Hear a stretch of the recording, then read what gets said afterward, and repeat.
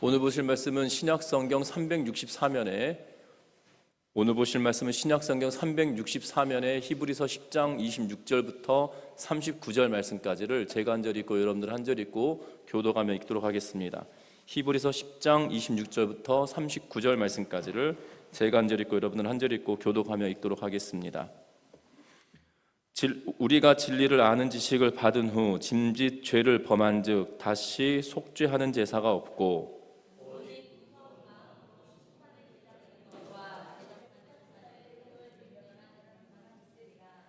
모세의 법을 폐한 자도 두세 증인으로 말미암아 불쌍히 여김을 받지 못하고 죽었거늘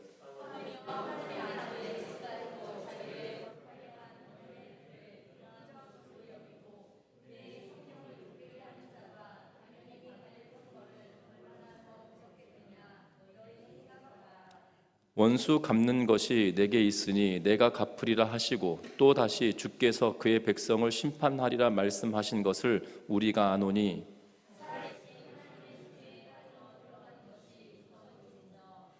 전날에 너희가 빛을 받은 후에 고난의 큰 싸움을 견디어 낸 것을 생각하라.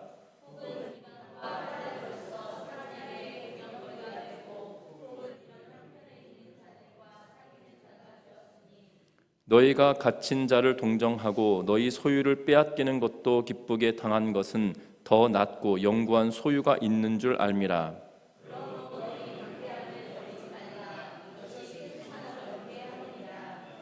너희에게 인내가 필요함은 너희가 하나님의 뜻을 행한 후에 약속하신 것을 받기 위함이니라.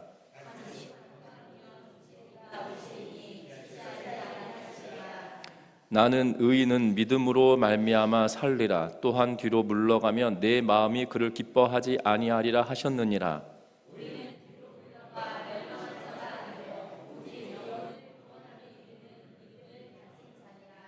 아멘. 우리 서로 인사 나누고 말씀 나누겠습니다. 사랑하고 축복합니다.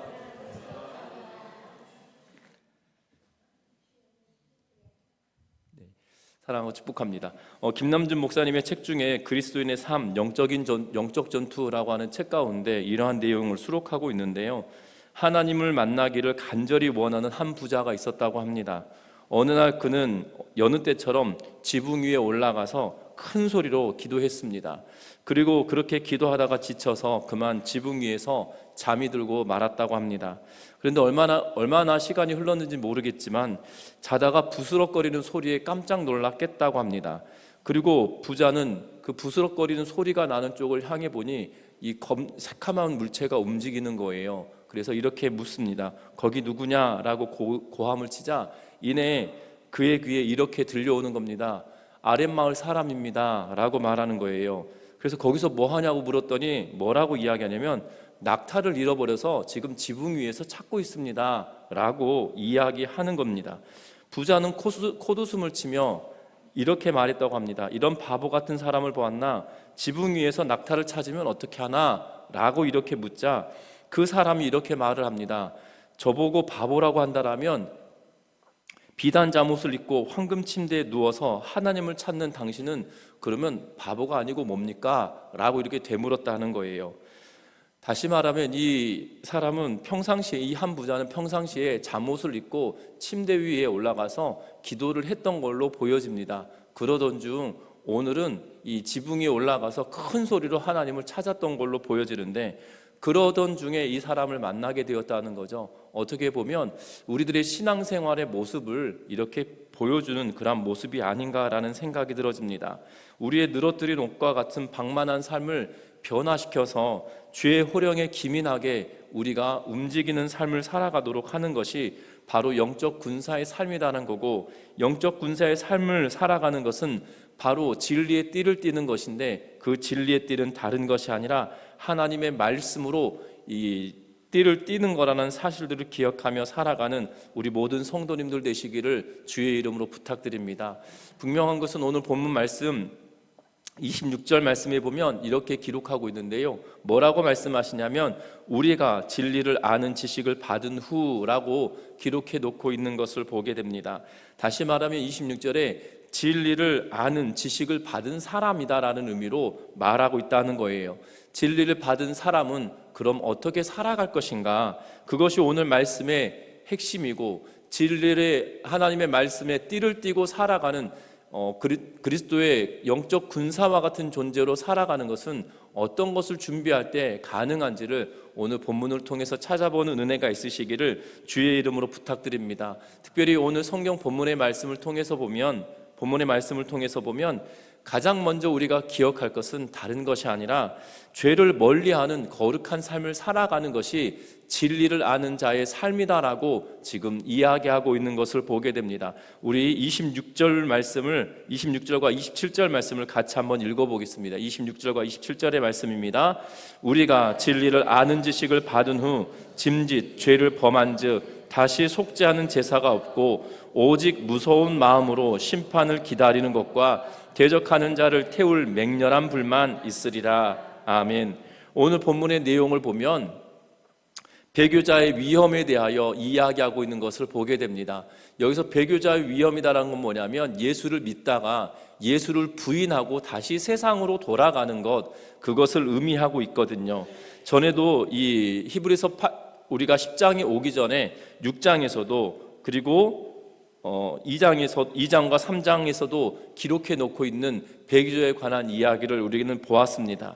분명한 것은 이 배교자에 대해서 경고하고 있는 그런 말씀인데, 오늘 본문에 대한 해석들은 때로는 이것은 그리스도인이 아닌 자들에 관한 이야기가 아니겠는가라고 말할 수 있겠지만, 사실 이것은 분명하게 그리스도인에 관하여서 이야기하는 것이고, 그리스도인이다라고 자부하는 자들 가운데 세상으로 다시 돌아가는 자들이 있었기 때문에 이러한 일들에 대하여 말하고 있다라는 사실입니다.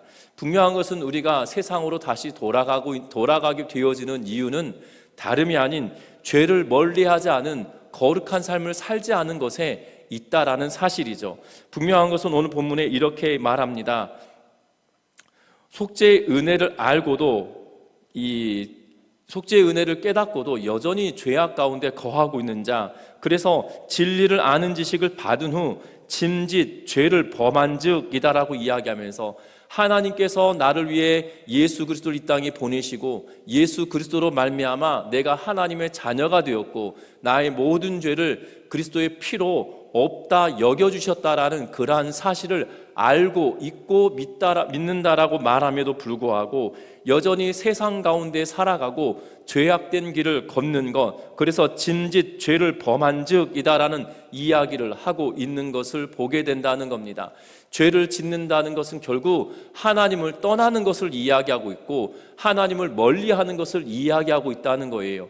우리는 죄를 짓다라는 표현을 쓸 때 우리는 오해할 때가 있습니다. 무엇을 오해하냐면 죄를 짓다라는 표현을 쓸 때 내가 남의 물건을 훔치거나 도적질하거나 사람을 죽이거나 때로는 폭력을 행사하거나 또한 때로는 우리가 눈에 보여지는 죄다라고 여겨지는 것을 행했을 때를 죄다라고 말할 수 있는데, 성경은 죄에 관하여 이야기할 때 뭐라고 이야기하냐면 하나님의 말씀을 떠나 있는 삶, 하나님을 알지 못한다라고 여기며 살아가는 삶, 하나님을 알지 못하는 사람들처럼 살아가는 삶을 바로 죄를 짓는다라고 말하고 있어요. 다시 말하면 하나님의 말씀을 지키지 않고 하나님의 말씀대로 살아가지 않는 그러한 삶을 살아가는 것, 하나님을 없다 여기며 살아가는 삶을 바로 죄 짓다라는 표현을 쓰고 있는데요. 짐짓 죄 짓다라는 의미는 결국 진리를 알고 예수 그리스도로 말미암아 구원을 받았다라고 말하면서도 여전히 하나님이 없다라고 여기는 삶을 살아가고 있는 것은 불가능한 일이잖아요. 하나님을 알고 예수 그리스도의 사랑을 알아서 하나님의 백성 되었음에도 불구하고 하나님을 알지 못하는 자처럼 살아가는 것은 이거 이율배반적인 그러한 행동일 것입니다. 분명한 것은 지금 이것을 말하고 있는 것이에요. 내가 하나님을 알고 있다라고 함에도, 내가 하나님을 믿는다라고 말하면서도 하나님을 알지 못하는 자처럼 살아가고 하나님을 믿지 아니한 자처럼 살아가는 것, 그것이 죄된 길이다라고 이야기하고, 그러하기 때문에 뭐라고 이야기하냐면 다시 속죄하는 제사가 없다라는 거죠. 여러분들 이해되시나요? 이미 예수 그리스도의 십자가의 보혈의 공로에 힘입어 내가 하나님의 자녀가 되었다라고 믿었어요. 그런데 행동은 내가 하나님의 자녀가 되었다라고 믿지 않는 자처럼 행동하고 있어요. 그러면 답이 있는 건가요? 없는 건가요? 그 사람을 돌이켜줄 수 있는 방법이 더 이상 있지 않은 거예요. 그러하기 때문에 지금 뭐라고 말합니까? 다시 속지 않은 제사가 없고 무서운 마음으로 심판을 기다리는 것과 대적하는 자를 태울 맹렬한 불만, 다시 말하면 지옥 불만 그에게 있다라고 말하고 있다는 겁니다.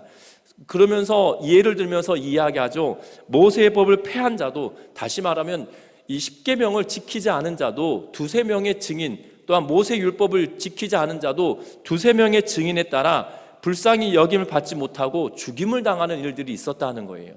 구약의 말씀을 통해서 보면, 모세 율법을 통해서 보면 죽임을 당할 자들이 있습니다. 몇몇 죽임을 당할 만한 죄를 짓는 사람이 있는데 그 사람들도 두세 사람의 증인이 있으면 그들의 증인이 옳다라고 여겨진다라면 그 증인이 먼저 돌을 쳐서 그 죄인을 죽이는 것이 마땅하다라고 여기는 건데, 하물며 하나님의 아들을 짓밟고 자기를 거룩하게 한 언약의 피를 부정하게 여기는 자가 어떻게 거룩한 성령을 욕되게 하는 자가 다시 죄 사함을 받을 수 있겠냐라고 하며 29절 말씀에 이야기하고 있는 것을 보게 됩니다. 모세 율법을 지키는 자들도 두세 명에 의하여서 지키지 않은 자가 죽임을 당하게 되는데, 하나님께서 그의 아들을 이 땅에 보내주셔서 독생하신 예수 그리스도로 말미암아 하나님의 자녀가 되도록 하는 특별한 은혜를 주셨는데 그 은혜를 모른다. 그리고 그것을 짓밟는 자가 무슨 구원이 그에게 있겠는가라고 이야기하고 있다라는 거예요.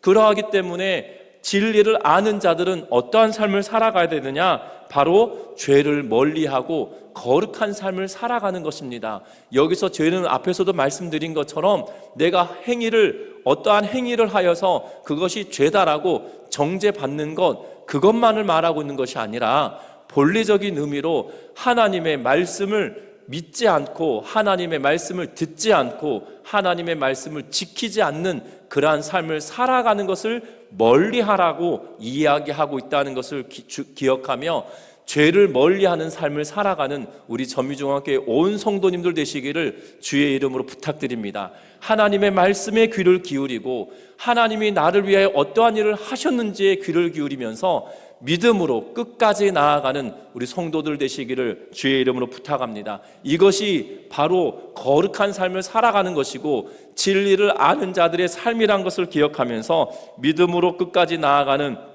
우리 모든 성도님들 되시기를 주의 이름으로 부탁드립니다. 뿐만 아니라 오늘 본문의 내용을 보면 또한 이렇게 이야기하고 있는 것을 보게 됩니다. 이 32절 말씀 같이 한번 읽어봅니다. 32절의 말씀인데요, 전날에 너희가 빛을 받은 후에 고난의 큰 싸움을 견디어낸 것을 생각하라. 아멘.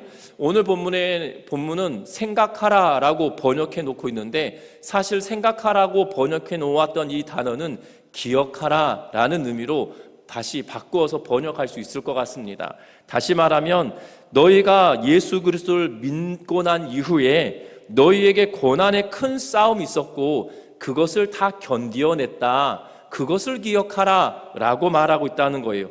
그것을 기억하는 것은 결국 무엇이었습니까? 인내로 버티고 살아왔음을 이야기하고 있는 것을 보게 됩니다. 특별히 이 히브리서 저자가 이 말씀을 기록할 때에도 마찬가지지만 예수 그리스도를 믿는 것이 당시 1세기를 살아갔던 성도들에게는 쉽지 않은 일이었습니다.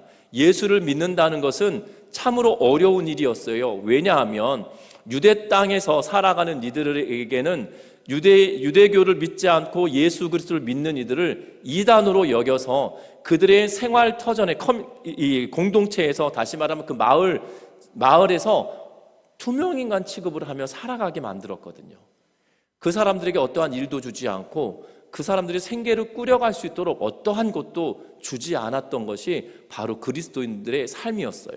그러니까는 예수를 믿는다는 것 자체가 이미 그들의 일상에 엄청난 타격을 입게 되거든요. 뿐만 아닙니다. 흩어져 있는 그리스도인들도, 흩어져 있는 유대인들 가운데서도 예수를 믿기 시작하면 그들이 흩어져 있는 디아스포라라고 불렸던 그들의 삶 가운데서도 동일한 일들이 벌어졌고, 심지어 그들이 박해받고 핍박받는 일들이 있었다라는 사실이에요. 뿐만 아닙니다. 1세기에 살아갔던 성도들에게 닥쳐졌던 어려움들은 로마인들에 의하여서 간헐적인 어려움들이, 핍박이 그들에게 있었다는 거예요. 교회사 책을 읽다 보면 초대교회사의 내용 가운데 로마인들에 의하여서 핍박을 받았던 이유가 바로 근친상간을 한다, 그리고 인육을 먹는다라는 오해를 받았기 때문이라는 거예요. 교회 안에 형제 자매다라고 부르면서, 그런데 부부가 형제 자매다라고 부르니 이거 근친상간한 거 아닌가라고 하며 그들을 핍박했다라는 거고, 또한 사람의 살을 먹는다, 이것은 내 살이니 이것은 내 피니 하며 성찬식을 하는 것을 잘못 오해하여서 그들을 핍박했다라는 그러한 이 원인들을 보게 되어지는데, 그러한 시대를 살아갔던 거예요. 여러분들, 오해는 진짜 무섭습니다. 왜 오해가 무섭냐면, 이 오해는 아무리 오해를 풀으려고 해도 이 한 번 오해한 것을 풀기가 생각처럼 쉽지가 않아요. 오죽하였으면 2000년대 초반에, 우리 2000년경에 어떤 일이 있었냐면, 유명한 이 가수가 있습니다. 이 유명한 가수가 미국의 유수한 대학을 졸업했다는 거예요. 그런데 정말 졸업한 것이 맞는데 뭐라고 했냐면, 이 유명한 사람의 이름을 대면서 이 누구누구에게 요청합니다 라고 하면서, 당신 그거 가짜 학위 아니냐, 당신이 말하는 이 거짓 학위가 아니냐라고 이야기하면, 당신 거기 학교 안 다녔는데 학교 다닌다고 거짓말한 거 아니냐라고 이야기를 했어요. 그런데 아무리 설명을 해도 지금까지도 그 사람에 대하여 오해하고 있는 사람은 여전히 오해하고 있어요. 그냥 안 믿고 싶은 거죠. 오해라고 하는 것이 그렇습니다. 여러분들 분명한 것은, 아무리 사실을, 그리고 졸업장을 보여주고 증인들을 보여주어도, 이야기를 해도 듣지 않는 거예요. 듣지 않는 것이 오해의 시작입니다. 그만큼이나 오해가 무섭거든요.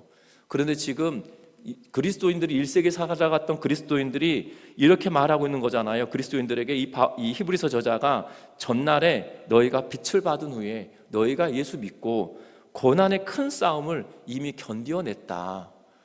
그러면서 뭐라고 이야기합니까? 그것을 기억하라 라고 이야기하고 있는 거죠. 왜 기억하라고 하는 것일까요? 또 다른 어려움들이 그들에게 계속적으로 올 것이기 때문이에요. 그러하기 때문에 인내하는 삶을 살아가라고 말합니다. 그래서 36절에도 너희에게 인내가 필요함은이라고 말하고 있는 것을 보게 되거든요. 여러분들, 진리를 아는 삶을 살아가는 그리스도인들은 다른 것이 아니라 고난 중에도 인내하는 삶을 살아가라고 말씀하고 있는 것을 보게 됩니다. 그래서 바울 사도는 로마서 5장에 뭐라고 이야기하냐면, 너희는 환난 중에서도 즐거워하라 라고 이야기합니다. 환난은 인내를 낳기 때문이다라고 말하고 있기 때문인데요, 저와 여러분들이 믿음의 길을 걸어갈 때 고난이 있을 수 있고 때로는 어려움이 있을 수 있습니다. 그런데 그 어려움의 고난의 길을 걸어갈 때마다 기억해내야 될 것이 있다는 거예요.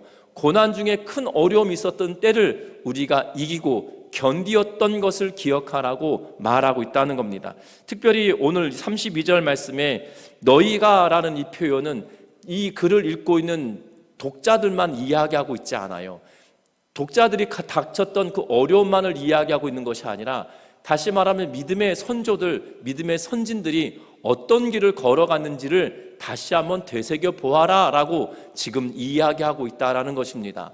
믿음의 선진들이 이러한 길을 걸어갔을 때, 고난을 당할 때 어떠한 어려움을 이겨내고 승리했던 것을 기억하고, 너희도 그 길을 걸어갈 때, 동일하게 그 길을 걸어갈 때 닥쳤던 어려움들을 이겨냈던 때를 기억해보고, 또 다른 어려움이 우리에게 있을 때 그것을 이겨낼 거다라는 인내함을 가지고 살아내는 것, 그것이 바로 고난 중에 인내하는 삶을 사는 것, 그것이 진리를 아는 사람들의 삶이다라고 이야기하고 있다는 겁니다. 우리는 그런데 고난 중에 있을 때 이겨냈던 것들을 잊어버립니다. 망각해버려요. 그래서 때로는 또 다른 어려움이 우리에게 닥쳐올 때마다 우리는 낙심합니다. 하나님이 나를 도와주시지 않으실 것 같고, 하나님께 기도하면 내가 살아왔던 삶이, 내가 죄악 가운데 살아갔다라고, 하나님을 멀리한 것처럼 살아갔다라고 생각이 드는 마음이 확 다가오면서 어떤 마음이 드냐면 내가 하나님께 기도한들 하나님이 나를 도와주시겠어? 라는 오해를 하기 시작합니다. 여러분들 기억할 것은요, 기억해내야 되는 거예요. 뭘 기억해내야 되냐면 하나님이 나를 도우셨던 그때를 기억해야 되는 거예요. 그런데 사단은 우리를 그걸 망각하게 만들어요. 그러면서 우리가 죄를 지었던, 잘못 행하였던, 하나님이 기뻐하지 않으실 만한 일들을 기억나게 하며 너 이렇게 살아왔는데 너 하나님이 널 도우시겠어? 라고 의심을 들게 하고요, 그 의심을 들게 함과 동시에 우리를 낙심케 하고요, 기도의 자리로 나아가지 못하게 할 뿐만 아니라 우리가 인내할 수 없도록 만드는 것이 사단의 능력입니다. 여러분들 기억할 것은 고난 중에도 기억해내야 합니다. 우리의 믿음의 선진들이 믿음을 붙들고 살아갈 때 하나님이 그들을 지키시고 승리케 만드셨던 것처럼, 또한 내가 인생을 살아갈 때 어려움을 당할 때마다 하나님께서 나에게 응답하시고 도우셨던 그때를 기억하여서 지켜주셨던 그 하나님이 지금도 나를 지켜주실 거라는 인내하는 확신을 가지고 나아가는 우리 성도님들 되시기를 주의 이름으로 부탁드립니다. 여러분들 자녀들이 초등학교 다닐 때 잘 도와주고 지켜주었지만 중고등학교에 다닐 때 너가 조금 컸으니 이제 네가 알아서 해라 라고 하면서 안 도와주시나요? 그런 부모는 잘 없을 겁니다. 또한 청년이 되었습니다. 이제는 자기가 밥벌이 할 나이가 되었어요. 그럼에도 불구하고 어려운 일이 있으면 부모가 이 손발 걷어붙이고 도우지 않은 일들이 있겠습니까? 때론 내 형편이 되는 한도에 맞게끔 돕는 거에 부모의 모습인 것 같아요. 간혹 그러지 않은 부모들도 있긴 합니다. 그런데 내가 도울 수 있는 한도 안에서는 도우려고 애쓰는 것이 부모의 마음 아니겠어요? 하나님은 마찬가지입니다. 우리는 하나님을 믿을 때 과거에 나를 도와주셨는데 이제는 안 도와주실 거야 라고 믿는 믿음의 근거가 도대체 어디서 나오는 걸까요? 그것은 사단이 우리에게 주는 마음이라는 걸 기억하면서 하나님이 나를 지켜주시고 붙들어 주셨던 그 순간순간들을 다시 한번 기억하고 기억해내는 우리 성도님들 되시기를 주의 이름으로 부탁드립니다. 그것을 기억해야만 합니다. 그리고 그것을 여러분들 기회가 되신다라면 기록해 놓는 것도 나쁜 일이 결단코 아니라는 거예요. 왜냐하면 나를 지켜주셨던 그 하나님의 그때를 나만 알고 있으면 무슨 의미가 있겠어요? 그렇지 않겠습니까?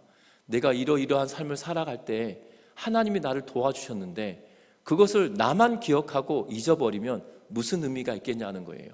여러분들 제 자녀들에게 무슨 교훈을 줄 때 이순신 장군의 이야기를 해주면서 이런 교훈이 있다라고 말하는 것보다 아빠가 이렇게 살았는데 하나님이 이렇게 도와주시더라 라고 하는 게 어떤 것이 더 피부에 와닿을 것 같으시나요? 여러분 동네 이웃 사촌들이 동네 이웃의 사람들이 이렇게 해가지고 이렇게 했다더라 라고 하는 이야기를 내 자녀에게 말해주는 것보다 내가 이렇게 살아봤는데 내가 이렇게 살았더니 이러하더라 라고 말하는 것이 훨씬 자녀들에게 영향력이 있거든요. 여러분들 하나님이 도우신 그것을 여러분들 스스로만 기억할 뿐만 아니라 그것을 남겨놓아야 합니다. 그것이 여러분들 후손에게 또 다른 인내할 수 있는 근거가 되어진다는 거죠. 성경은 우리들에게 끊임없이 말했습니다. 믿음의 선진들이 걸어갔던 길을 우리에게 보여주었고 믿음의 선배들이 어떠한 삶을 살아냈는지 성경을 통하여 우리는 보았습니다. 분명 그걸 보았기 때문에 그러한 일들 가운데 역사하셨던 하나님이 지금 나에게 역사하실 것을 기대하며 나아가고 있는 것이고 또한 내 아버지가 살아왔던 인생이 하나님 보시기에 합당하게 살아가려고 애썼던 모습을 내가 보았기에 나도 그렇게 살아가려고 애쓰는 것이거든요. 여러분들의 삶도 그러한 삶이 되시기를 주의 이름으로 부탁드립니다. 뿐만 아닙니다. 우리가 기억할 것이 있습니다.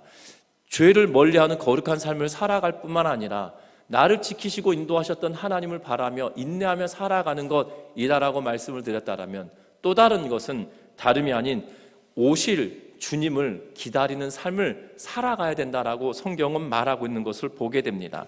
성경은 말합니다. 뭐라고 이야기하냐면 우리가 36절 말씀부터 읽겠습니다. 36절부터 38절 말씀까지 읽겠습니다. 같이 읽습니다. 너희에게 인내가 필요함은 너희가 하나님의 뜻을 행한 후에 약속하신 것을 받기 위함이라. 잠시 잠깐 후면 오실 이가 오시리니 지체하지 아니하시리라. 나의 의는 믿음으로 말미암아 살리라. 또한 뒤로 물러가면 내 마음이 그를 기뻐하지 아니하리라 하셨느니라. 아멘. 오늘 이 본문 37절과 38절은 하박국 2장 3절 이하의 말씀을 인용하면서 기록해 놓고 있는 것을 보게 되죠. 그러면서 이 말씀을 인용하기 전에 36절에 뭐라고 이야기하고 있냐면, 너희가 하나님의 뜻을 행한 후에, 인내를 필요하면 하나님의 뜻을 행한 후에 약속하신 것을 받기 위함이다 라고 이야기하고 있는 것을 보게 됩니다. 이 약속하신 것을 우리가 어떻게 받습니까? 약속하신 것은 바로 하나님의 주께서 다시 오신 그때 다 받게 되어진다는 것을 이야기하죠. 그러면서 하박국 2장 3절 이하의 말씀을 인용하면서 잠시 잠깐 후면 오실 이가 오신다라고 하면서 약속하신 이가 이 땅에 오실 건데, 그것은 의인은 믿음으로 말미암아 살리다라고 하셨던 그 말씀을 붙들고 살아가는 그들에게 주시는 은혜가 있다라고 이야기하고 있는 것을 보게 된다는 거예요. 그러면서 36절 그 이전에 보면 뭐라고 또 이야기하고 있냐면, 갇힌 자를 동정하고 너희가 소유를 빼앗기는 것도 기쁘게 당한 것이 더 낫고 영구한 소유가 있는 줄 압니다 라고 이야기하면서, 우리에게 영구한 소유가 있는데 결국 지금 이 땅의 삶을 살아갈 때 고난을 당하고 고통을 당하고 빼앗김을 당하고 비방을 당하고 환난을 당하고 구경거리가 되고 라고 하면서 33절과 34절에 말하고 있는데요, 이러한 것들을 다 이겨내면서 우리에게 영구한 소유가 있다라고 하는데, 결국 그 소유는 주께서 이 땅에 다시 오실 때 우리에게 주어지는 것들이라고 지금 말하고 있다라는 거예요. 그런데 저와 여러분들 기억하셨으면 좋겠어요. 제가 군생활 이야기해서 참 죄송한데, 제가 군생활 할 때만 하더라도 이런 이야기를 했습니다. 저희 고참들이 이등병 딱 들어갔더니 이렇게 말하는 거예요. 너희들 참 힘들다, 그리고 어렵다, 그런데 너희들 저 잘 버텨라, 국방부 시계는 거꾸로 매달아도 돌아간다, 뭐 이런 이야기를 하셨어요. 그러니까 결국 이 말은 뭐냐면, 힘들어도 버티고 있어 봐라. 너희가 버티고 있으면 국방부 시계, 다시 말하면 저녁 날짜가 가까이 오니까 그날을 기대하면서 살아라 라고 이야기합니다. 그러면서 고참도 이렇게 말했어요. 너 저녁 날짜 며칠 남았냐? 그러면 몇 개월 남았습니다. 그러면 너 몇 개월 남은 거 세고 사냐? 하면서 막 얼차려주고 막 그랬거든요. 그런데 그러면서도 기대함을 갖는 거예요. 그러니까 저녁 날짜를 손꼽아, 사실 이등병 때 저녁 날짜 손꼽아 기다리면 무슨 의미가 있겠어요? 의미는 병장이 되고 정말 얼마 안 남은 사람들이 기대감이 더 있는 거 아니겠습니까? 그런데 얼마 안 남은 사람들은 기대감보다도 걱정이 더 많더라고요. 왜냐하면 전역하고 내가 어떻게 살까, 이제 그때가 오거든요. 근데 현실을 살아갈 때는 이 2등병 때, 1병 때는 저녁 날짜를 손으로 꼽습니다. 그러면 사실 저희 때만 하더라도 그 날짜 딱 맞춰서 전역한 것이 아니라 특명이라고 해서 저녁 날짜를 정해줘요. 정해서 더 하기도 합니다. 그런데 지금 그 특명이 나에게 떨어진 것도 아닌데 한참 남았는데 손꼽아 기다립니다. 저와 여러분 기억하셨으면 좋겠어요. 별거 다니진 않겠지만 군생활하고 있는 이등병들도 저녁 날짜를 손꼽아 기다리며 고통받는 그 순간, 힘든 그 순간을 이겨내고 있거든요. 그런데 우리는 하나님께서 우리에게 놀라운 것을 주시겠다고 약속하셨어요. 그런데 세상이 주는 그 가치와 세상이 말하는 그 즐거움의 단계를 넘어서는 거거든요. 오죽하였으면 사도 요한이 이 새하늘과 새 땅을 표현하면서 황금길을 표현하고 있을까요? 세상에 가장 귀한 보석 가운데 하나를 금이다라고 여겼는데 그것이 길바닥에 있다. 그러니까 세상에 가치 있다고 여겼던 것은 하나님 나라에서 보면 아스팔트에 깔려있는 이 새카만 것과 다를 바가 뭐가 있냐라고 표현하고 있는 것과 별반 다른 게 없거든요. 그러니까 세상에서 가장 귀한 것은 하나님 나라에 그냥 길바닥에 널려 있는 거예요. 그만큼이나 이야기하고 있는 거거든요. 그런데 우리는 그 하나님의 나라와 하나님이 나에게 약속하신 것을 받는 그 기쁨에 대한 기대가 우리는 없거든요. 그러니까 이 기대가 없으니 이 땅의 삶을 살아갈 때 인내함을 견뎌내지 못하는 것을 보게 됩니다. 앞에서도 말씀드렸던 것처럼 로마서 5장에 바울은 환난은 인내를, 인내는 연단은, 연단은 소망을 이루는 줄 알미로다 라고 우리에게 고백하고 있거든요. 그러니까 이 환난을 당할 때 결국 소망의 자리까지 나아가야 되는데, 이 소망은 주께서 우리에게 주시겠다고 약속하신 것을 붙들 때야 비로소 가능하다는 거예요. 그것이 현실화 되어질 때 더욱더 가능하다는 거예요. 그런데 하나님의 말씀이 우리에게 분명히 주시겠다 약속하셨음에도 불구하고 우리가 그것을 누리지 못하고 그것을 기대하지 못하고 소망하지 못하는 이유는, 우리가 천국은 마지막 때 우리에게 주시겠다 약속하신 것을 바라며 살아가는데, 그 이 땅의 삶을 살아갈 때는 하나님의 약속의 말씀이 끊임없이 우리들에게 주어지고 그것이 우리에게 이루어지고 있거든요. 그런데 이루어지는 것을 경험해 보지 못하니까, 그것을 맛본 적이 없으니까, 이 땅의 삶을 살아갈 때 하나님의 통치를 받고 하나님의 도우심을 경험하고 인내하고 고난의 길을, 소망을 품고 살아갈 때마다 우리에게 해결해 주시고 도와주셨던 그것을 붙들지 못하고 살아가니까 고난 중에 고난에 함몰되어서 그냥 자포자기하는 삶을 살고 있지 않냐 이 말이에요.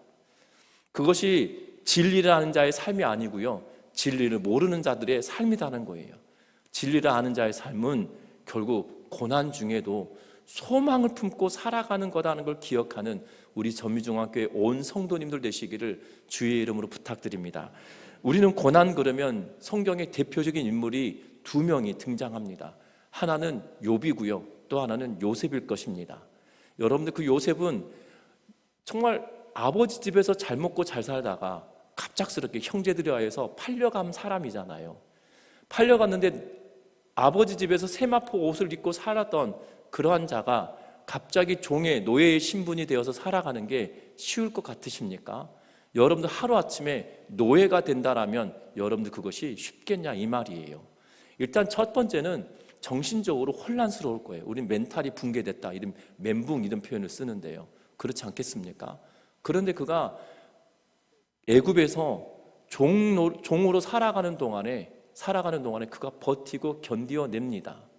왜 그랬을까요? 성경은 뭐라고 이야기하냐면 여호와 하나님께서 그와 함께 하심으로 형통케 하셨다라고 이야기하고 있거든요. 고난이 아는 이유는 주께서 그와 함께 하고 계시기 때문이라는 겁니다. 우리는 지금 현대를 살아갈 때 하나님께서 마지막 때 우리에게 주실 것이 그것만 있다라고 생각하시면 큰 오산이라는 거예요. 하나님의 나라는 장차 마지막 때 내가 하나님께로 가든지 하나님께서 다시 이 땅에 오시든지 둘 중에 하나 있을 때만 생기는 것이 아니고요, 그 하나님의 나라는 지금 통치하시는 하나님의 뜻을 바랄 때마다 지금 나에게 이루어지는 일들이 있다는 거죠. 그것이 주께서 나와 함께 하시는 것이고, 주께서 나와 함께 하시기에 요셉에게 형통케 하셨던 그 하나님이 우리를 형통케 하신다라는 확신 가운데 살아가는 거라는 기억하면서 믿음으로 살아가는 우리 전미중학교의 온 성도님들 되시기를 주의 이름으로 부탁합니다. 그래서 진리 속에 살아가는 은혜가 있기를 주의 이름으로 부탁드려요. 왜냐하면 진리 안에 살아가는 자들의 삶은 결국 복된 삶이거든요. 분명한 것은 믿음을 지키고 살아가는 자들이거든요. 믿음이 있는 자들의 삶이거든요. 저와 여러분들이 믿음 있다라고 한다라면 이 길을 걸어가서 정말 하나님께서 기뻐하시는 삶을 살아가는 우리 모든 성도님들 되시기를 주의 이름을 부탁합니다. 말씀을 맺으려고 합니다. 진리를 아는 자의 삶은 결국 죄를 멀리하고 거룩하게 살아가는 것이고, 인내하며 살아가는 것이고, 소망을 품고 살아가는 거라는 사실이에요. 그것이 우리의 삶의 일상이 되어져서 어려움이 있다 할지라도 그것을 견디고 버티며 나아가는 우리 전미중학교 온 성도들 되셔서 우리에게 주신 하나님의 은혜와 능력을 경험하는 우리 모두가 되시기를 주의 이름으로 부탁드립니다. 찬양하겠습니다.